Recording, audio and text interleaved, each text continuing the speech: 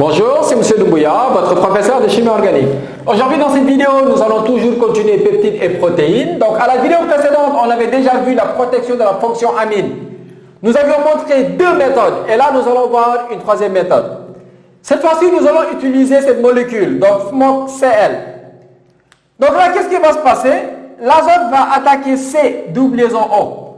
L'oxygène prend le doublé va se rabattre et Cl- expulsé.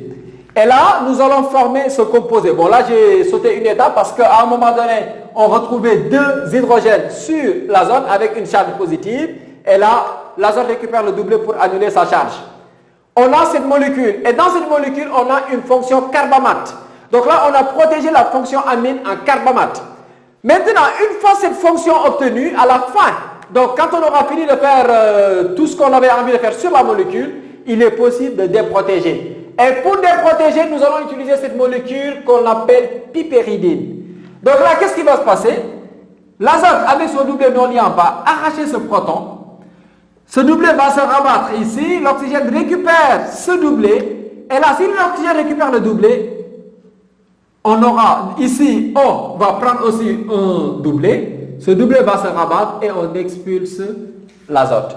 Donc si on expulse l'azote aura une charge négative. C'est ce qu'on a ici. Et la piperidine qui a récupéré un proton sera chargée positivement. Et enfin, qu'est-ce qui va se passer? Il faut que la piperidine soit régénérée. L'azote qui est chargé négativement va venir arracher un des protons et la charge positive de la piperidine sera annulée. Et au final, on retrouve notre piperidine et la molécule de départ. Et c'est ce qu'il fallait faire pour cette réaction. Maintenant, pour la quatrième méthode, donc qu'est-ce qui va se passer? Nous allons utiliser le chlorure de trityle pour protéger la fonction amine. Donc là, nous allons libérer HCl. Donc ici, j'ai H et Cl, les deux vont partir. Et on obtient ce composé. Bon, ici, cette partie de la molécule est encombrée. C'est ce qui va gêner la nucléophilie de l'azote. Donc, du coup, l'azote ne pourra pas faire son travail comme s'il était sous forme de NH2. Et maintenant, il est possible de déprotéger. Donc, pour la déprotection, donc qu'est-ce que l'on doit utiliser? C'est l'hydrogénolyse. Donc, H2 en présence de palladium sur charbon. Donc, si on fait la réaction, donc ici, j'ai phényl, NH, on a CHR, COO et OH. Donc si on fait la réaction H2 en présence de palladium sur charbon, sur chaque atome, donc ici j'ai H et H, on fixera un hydrogène ici et un autre là. On obtient